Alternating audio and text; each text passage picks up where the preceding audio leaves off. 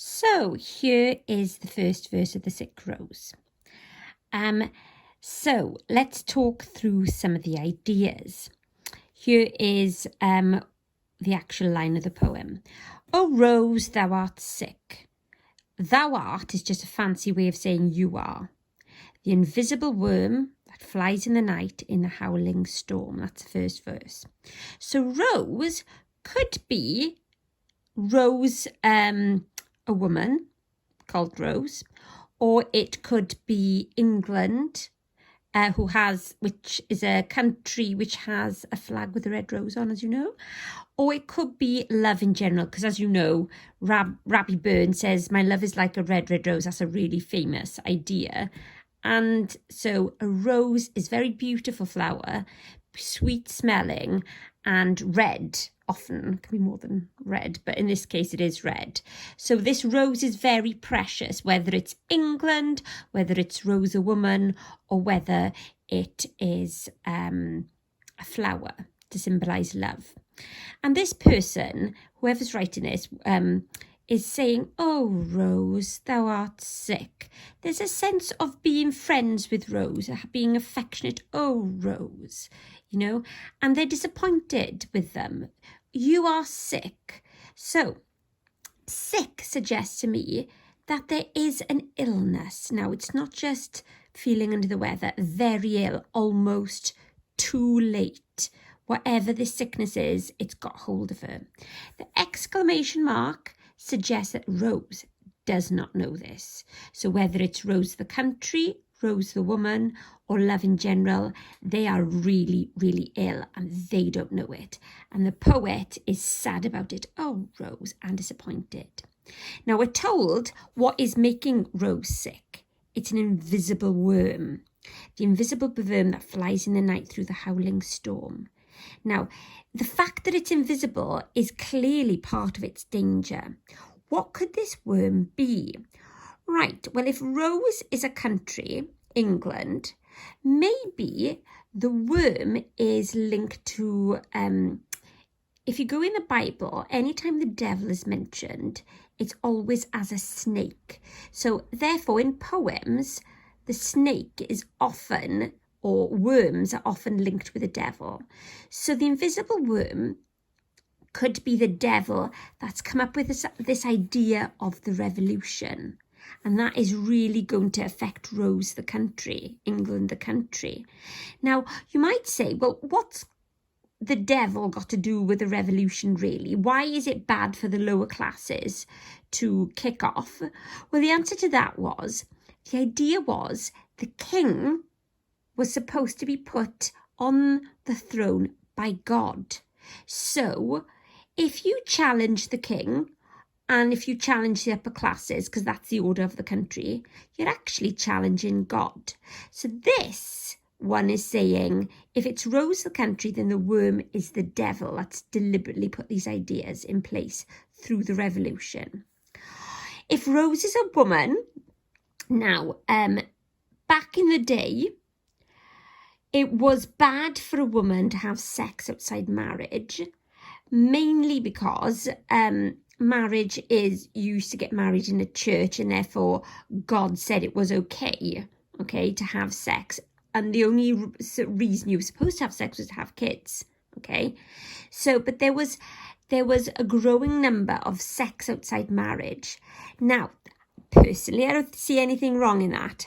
But back in the day, there was syphilis, which was an STI, sexually transmitted infection. And nowadays, if you get an STI, you take yourself to the doctor and you get rid of it. But in those days, there was no cure for it. And you could get really, really ill and eventually die from it. So in a way, they thought, if I have sex outside marriage, I could catch an STI and die. Maybe that's God's punishment for me being not just being with one partner for the rest of my life. So this invisible worm, if Rose is a woman, could be an STI. Or if it could be something to do with a phallus. Now, phallus is a fancy word for excuse me, everybody, but it's a fancy word for a penis. maybe Rose, the woman, is going to suffer a sexual attack. Maybe it's going to be a rape of some sort that she can't stop. And maybe she is flirting with someone at the moment. Oh, Rose, that's sick. She's kind of breaking the rules and being quite flirty with someone. But there's going to be an invisible worm. There's going to be this attack that's going to come and get her, that flies in the night in a howling storm. So whatever the worm is, whether it is an attack, a penis from an attacker, you know, a rapist, whether it is something like a revolutionary idea from France, it flies. It's going to come quickly across in the night. Now, the night again goes back to the invisibility of the worm. The night suggests it is evil, because in the Bible, darkness suggests evilness. So it kind of brings back that idea of the devil. But it's flying secretly in the night in a howling storm. What could the howling storm be? The howling storm could be, if Rose is a woman, maybe she's been flirting with a suitor, okay, and she could be suffering attack and she's screaming. That's what the howling storm is. Or if Rose is a country, maybe she's suffering. England is watching the howling storm from France, meaning the revolution. In the French Revolution, there were several howling storms in the sense of people getting killed either with a guillotine, or the people who, the peasants who were rising up were being slaughtered by the army, okay? So there are lots of howling storms.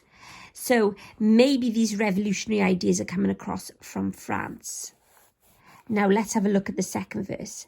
Has found out thy bed of crimson joy, and his dark secret love does thy life destroy.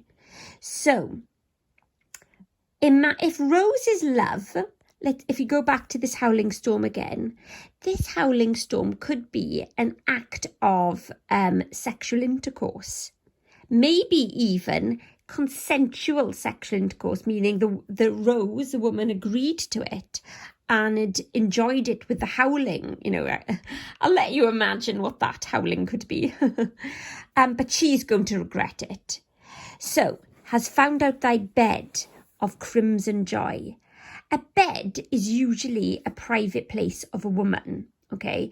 And if it's a sexual attack, this rapist has found out the bed, is going to exploit Rose, and she won't be able to call for help. If Rose is a woman, it could, if Rose is England, it could be a hotbed of ideas, the roots of the country revolting up, okay? But if Rose is a plant, plants grow in a bed, don't they? So either way, this bed could be a bed of ideas, a bed of privacy, or a bed where things are supposed to grow. Of crimson joys, found out their bed of crimson joy. So let's think of this rose as a flower now, okay? Crimson is the redness, the rich redness, which is part of its beauty in the middle of the flower. It's a fancy word for red. And joy, crimson joy. So if Rose is a flower, that's the best bit of her. That's the most intimate part of her. So that kind of links, if you think of love, she's kind of given up her body to her lover. And it could be joyful at the time, you know, this sexual act, but my goodness, might she pay for it if she gets an STI or gets pregnant. Back in the day, if you, in the 1790s, if you were an unmarried woman and you got in trouble by getting pregnant, you would be facing your family chucking you out on the street, nobody wanting to help you, everybody would have turned against you. Okay, so this crimson suggests a warning.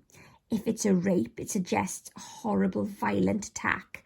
and actually the joy would be of the rapist. It's horrible, that idea. Or finally, it could be crimson joy. If it's a revolution, why would it be joyful? So if you were a lower class worker and you've got no money, it's been a few bad seasons and there's no crops growing, and you can see the upper classes enjoying their life as usual and you are literally starving, maybe you starting to attack them in a gang would be quite nice for you. You'd enjoy it. You know, getting revenge on the upper class who have so unfairly not paid you enough and so unfairly taken all the wheat and grain. Maybe that would be joyful. Maybe shedding their blood by spreading ideas of revolution would be joyful. And his dark secret love does thy life destroy. So whoever the worm is, whether it's a rapist, whether it's revolutionary ideas, this dark, hidden love will destroy the rose eventually. Does thy life destroy? Notice destroy rhymes with joy. So, yes, if Rose is a woman and she has been flirty and enjoyed sex outside marriage, she might have enjoyed it at the time, but it will eventually destroy it. It's directly linked through rhyme. If Rose is a country, England, yes, it might be nice to think about getting your own back on the upper classes, but if you challenge them, look at what happened in France. It went too far. Too many people got murdered. You do need some structure. You need somebody to be in charge. Otherwise, nobody will know where on earth anything is. It's kind of like, can you imagine you hated your teacher and so all of the pupils took charge of the classroom and got rid of the teacher? Well, who's going to organise your learning? You might have hated the teacher, but who's going to settle, if everybody's shouting out ideas, who's going to settle all that? And what will probably happen, there'll be another struggle as pupils try to, try to jostle with each other who gets to be in control. So sometimes when you get rid of the person at the top, the king, you get rid of the other way that the country's organised, it can actually make it worse. The idea might be nice at the time, joy, but my goodness, does it end up with destroy? So my advice to you is, if you don't understand part of this poem, just think of Rose as a woman who has suffered a sexual attack. She thought she was flirting with somebody, but it's actually ended up being quite nasty and it's taken her by surprise. Or you could think of Rose as a country who at the time thought, yeah, it'd be quite nice to get your own back on the upper classes, have all these ideas of rebelling, but actually it's ended up in making things potentially a whole lot worse. And it's worn in England, don't go down that road. You've already got these ideas here. Oh, please don't go down that road, England. Or you can think of Rose as love in general, like Robert Burns said, my love is like a red, red rose. It's newly sprung in dew. So my love is like a red, red rose, or the rose is love. And it's, do you know what? There's sex outside marriage and people are falling ill and the whole thing is going to the dogs because women are getting pregnant, they're getting morally ruined and they're becoming very, very ill by giving in to their lusty ideas. Now, let's be clear, I don't think that at all. I don't think that, but back in the day, they did think that sex outside marriage was a sin, and that if you'd ask the person at the time, why do you think it's a sin? They would say because you can die from it. You can, you can be ruined in childbirth. You can become pregnant and get ruined that way. You can be ruined with this STI, so it's a very dangerous thing to do, to sleep with more than one partner.